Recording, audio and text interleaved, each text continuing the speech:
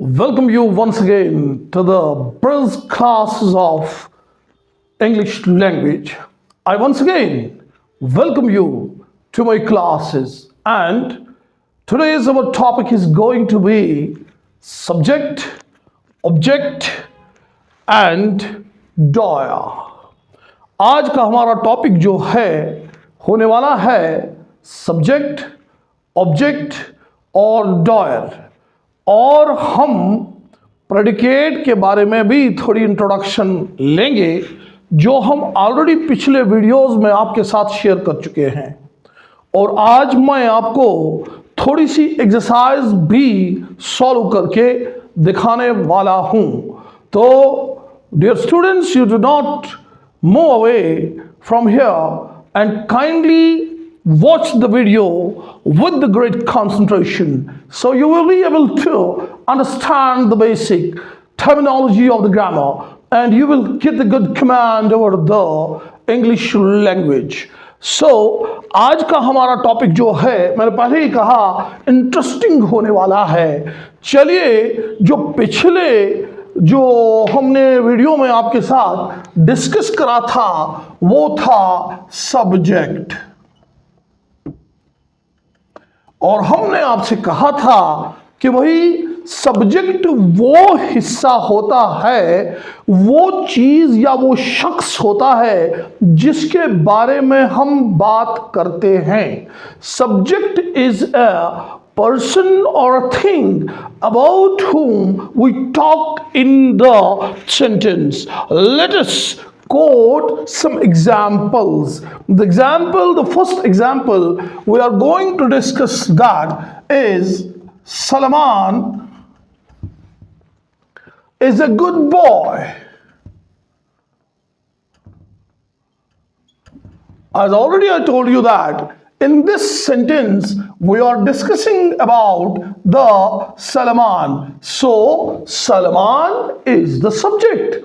चूंकि हम इस सेंटेंस में सलमान के बारे में बात कर रहे हैं, इसीलिए सलमान जो है इसका सब्जेक्ट है। और दूसरी एग्जाम्पल अगर हम देखेंगे तो he is an intelligent boy. अगर आप देखेंगे तो यहां पर ही के बारे में बोल रहे हैं जो कि एक प्रोनाउन है, इसीलिए इसके बारे में हम बोल रहे हैं, तो ये ही जो है सब्जेक्ट है। इसके बाद अगर आप दो और एग्जाम्पल्स को ले लेंगे तो इसमें दूसरी एग्जाम्पल अगर देखेंगे आप, the USA is the richest or developed country.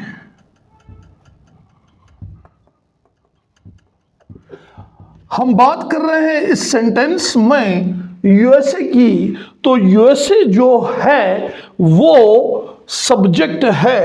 तो इस तरह से हम इन तीनों सेंटेंसों में देख रहे हैं कि भाई सब्जेक्ट कौन है।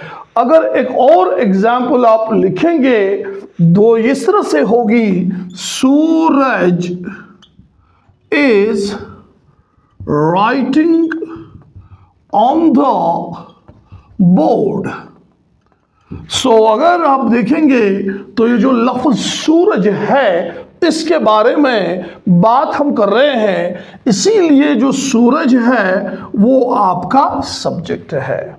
इसके बाद अगर हम बच्चों देखेंगे, हम पिछले एक टॉपिक को रिवाइज करेंगे, what is the predicate. I already told you that what is quoted about the subject, that portion is a predicate. Look at this sentence. What is told about the Salman? It is a good boy. So here it is a predicate. Now he is an intelligent boy. He is the subject. Is an intelligent boy is the predicate. So USA is the developed country, United States of America. So we are talking about this country, so it is a subject, and here it is what you call the predicate is the developing country. Suraj is writing on the board. So Suraj here is the subject, and is writing on the board is a predicate. So if you see, quote it, is the writing on the board is the predicate. This was all about the word or the term subject in the English grammar. Now let's move towards the second term of the English grammar, that is the object. So here let us focus on the term object.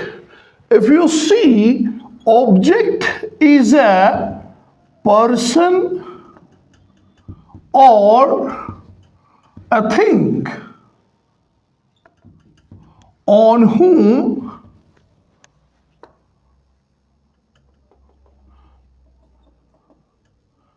some work is done. So if you define the object, we can say that we can define as is a person or a thing on whom some work is done. Object उस शख्स या उस चीज को बोलते हैं जिस पर कोई काम वाक़या हो या जिस पर कोई काम किया जाए, उसे आप ऑब्जेक्ट बोलते हैं। और अगर आप याद रखिए उर्दू ग्रामर के जानकार है तो आपका एक उर्दू ग्रामर में मफूल है और दूसरा जो लफ्ज़ है उर्दू ग्रामर में वो फाइल है। और फाइल काम करने वाले को कहते हैं, लेकिन इसका मतलब हरगिज़ नहीं है कि जो सब्जेक्ट है वो फाइल है। यकीनन सब्जेक्ट फाइल को डिनोट नहीं करता है उर्दू ग्रामर में, लेकिन हाँ ऑब्जेक्ट जो है मफूल को डिनोट करता है। और अगर आप देखेंगे मफूल जो है उसकी चंद एग्जाम्पल्स देखेंगे। हम एग्जाम्पल नंबर फर्स्ट को लेंगे, the teacher is teaching his students। अगर आप यहां पे देखेंगे द टीचर जो हमने अब तक सिखाया है आपको, वो जो है वो द टीचर सब्जेक्ट है। हालांकि ये टीचर सब्जेक्ट जो है, एक और वर्ड जो मैं आपको टर्म सिखाने जा रहा हूं इसके बाद, वो डॉयर है। लेकिन चूंकि मैंने अभी नहीं बताया, अभी नहीं सिखाया, इसीलिए हम द टीचर को अभी सब्जेक्ट ही कहेंगे। डॉयर जब मैं आपको समझाऊंगा तो आप देखेंगे इस सेंटेंस में द टीचर जो है एक तो सब्जेक्ट भी है और एक तो डॉयर भी है।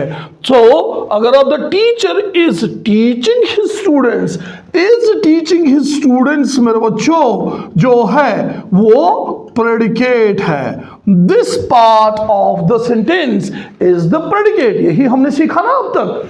और अगर आप इसमें आप इस पोर्शन को देखेंगे यानी स्टूडेंट्स को देखेंगे, बच्चों यही ऑब्जेक्ट्स है। My dear students, as if you see the teacher is the subject, although it is doer at the same time, is teaching his students is the what you call the predicate, but as the work is done on the students, or that is why they stands for the object। चूंकि काम बच्चों पे हो रहा है इसीलिए जो students है वो ऑब्जेक्ट है। चलो हम कुछ और एग्जाम्पल्स को भी कोट करते हैं। तो यहां पे देखेंगे हम, साहिल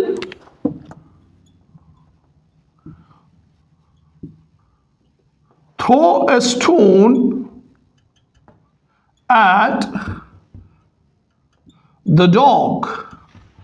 If you see the Sahil, it is the subject, and throws the stone at the dog. If you see the dog, it is the object. अगर आप एक और एग्जाम्पल लेंगे, Peter is writing on the board. If you see the board, it is object as the work is done upon the board. As the Peter is writing, so Peter is subject. And then if you move towards the next example, they are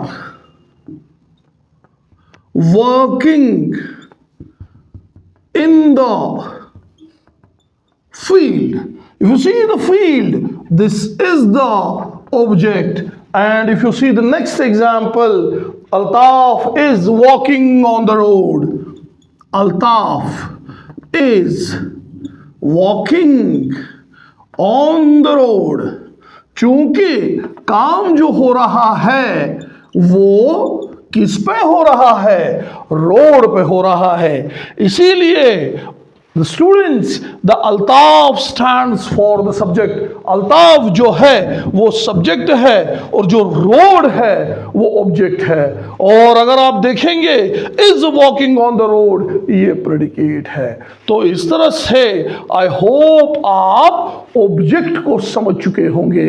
और उर्दू में grammar में अगर translate आप object को करेंगे वो मफूल है. और चूंकि एक टर्म हमारी रह जाती है जिसका हम एक्सप्लेनेशन अभी और इसी वक्त देंगे और वो टर्म है डॉयर की. और let's move towards the doer. If you have heard in the Urdu grammar, you might have heard about the fa'il. What do you mean by the fa'il in Urdu grammar? It means the person who does some work. यानी काम करने वाले शख्स को file बोलते हैं. लेकिन अंग्रेजी में फाइल के लिए एक वर्ड है डॉयर. आप शायद मुश्किल से ही सुने होंगे. अगर आप बात करेंगे डॉयर की, डॉयर जो डेफिनेशन है वो बच्चों डू से निकली है. और डू मीन्स अंजाम देना, to perform an activity.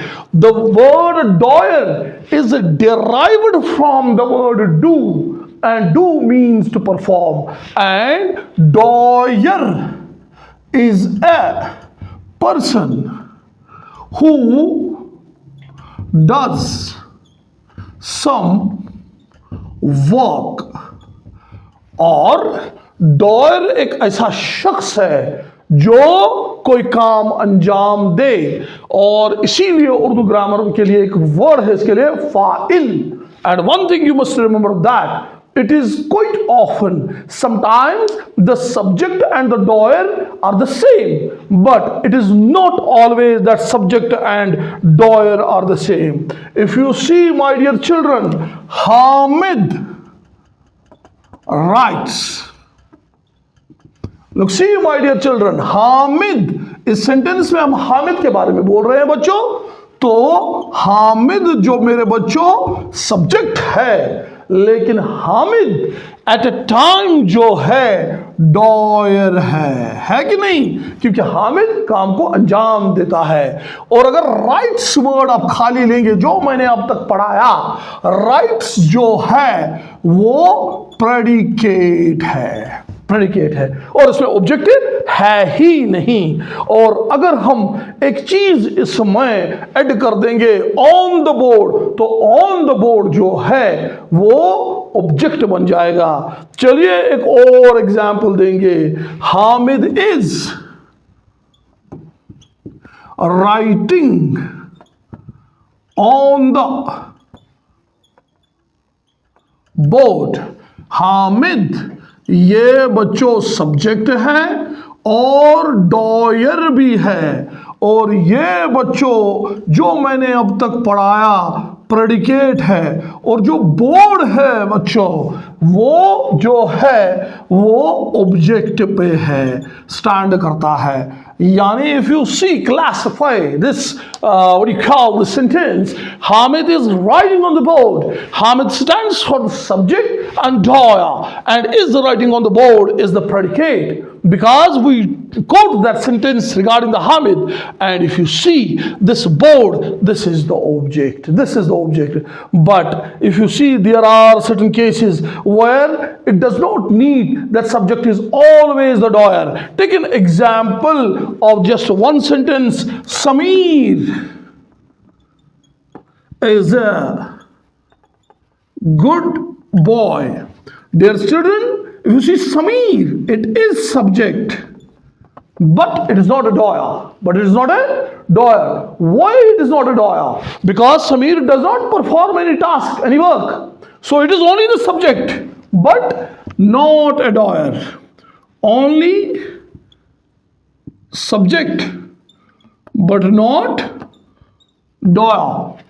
So here it is the predicate, and in this sentence you don't have any object. इस sentence में कोई और object है ही नहीं. चलिए, ये तो था मेरा आज का लेक्चर बेसिक ग्रामर की तरफ, जिसमें हमने आपको सब्जेक्ट को रिफ्रेश किया और डिफरेंस बताई सब्जेक्ट और डॉयर के दरमियान, और मैंने साथ साथ आपको प्रेडिकेट का भी रिवाइज कर दिया, और मैं यहाँ पे आपको थोड़ी सी एक्सरसाइज करने के लिए भी दे रहा हूँ, जिसमें आप जो है क्या क्या करेंगे. अब सब्जेक्ट, ऑब्जेक्ट, प्रेडिकेट को चुनेंगे, और इसमें सेंटेंसेस में चंद आपको बयां करूंगा. पहली सेंटेंस होगी Sajjad is an intelligent boy, और जिसका स्टिल आपको अभी मॉनिटर पे आएगा, उनको आप एक्सरसाइज करिएगा और उनको सॉल्व करिएगा, जिससे आपका ये जो लेक्चर है, जो आज तक हमने ग्रामर पढ़ाया है, उसको समझने में आसानी होगी. तो पहला सेंटेंस है Sajad is an intelligent boy. दूसरा सेंटेंस है समीर वर्क्स हार्ड. तीसरा सेंटेंस है Sardar is walking on the road. चौथा सेंटेंस है Tufail is a reasonable person. पांचवा सेंटेंस है राकेश प्लेज टेंस. छठा सेंटेंस है सजाद प्लेज. सातवां है Rajesh is watching television. Rita is washing clothes. And last is the what do you call Ayan is lethargic. So lethargic ये एक नया वर्ड है आपके लिए, शायद आपने सुना होगा या नहीं होगा. सो लथार्जिक का माना है सुस्त या काहिल. So that was all about the lecture of basic bond, the DOER, subject and the object. And here is some exercise we are trying to solve. We have tried to solve this in order to make you understand the full terminology, the full nature of these terms fully. So ये तो था. इसके अलावा मैं आपको बताना चाहूँगा कि आने वाले वक्त में हम एक सीरीज़ शुरू करने वाले हैं कुछ आर्ट्स और कॉमर्स के सब्जेक्ट्स के मुतालिक, जिनमें रोज़ एक लेक्चर दिया जाएगा, और एक सब्जेक्ट कॉमर्स या आर्ट्स का 11th क्लास का फ़िलहाल आने वाला है, जो 15 या 20 दिन में पूरे सब्जेक्ट को रिवाइज कर डालेगा. और इसके अलावा कुछ गेस्ट पेपर्स भी हमारे लिंक में आने वाले हैं, इंशाल्लाह वो भी अपडेट किए जाएंगे, और जो आने वाले समय में आपको मदद देंगे. सो होप कि आप हमें सब्सक्राइब करेंगे और बेल आइकन भी दबाएंगे, और सबसे बड़ी बात यह है कि लिंक को शेयर करेंगे, और लिंक को शेयर करेंगे और लाइक्स बटन भी दबाएंगे, और हमारी इस कोशिश को सराहेंगे. और यकीनन इसके साथ ही मैं अपने लेक्चर को समाप्त करता हूँ. दीजिए हमें इजाज़त. अल्लाह हाफ़िज़. और फिर से दुआ करता हूँ आप खुश रहे, आबाद रहे, चाहे आंध्रे रहिए चाहे इलाहाबाद रहे। सो खुदा हाफिज़, अल्लाह हाफिज़ और कट इट।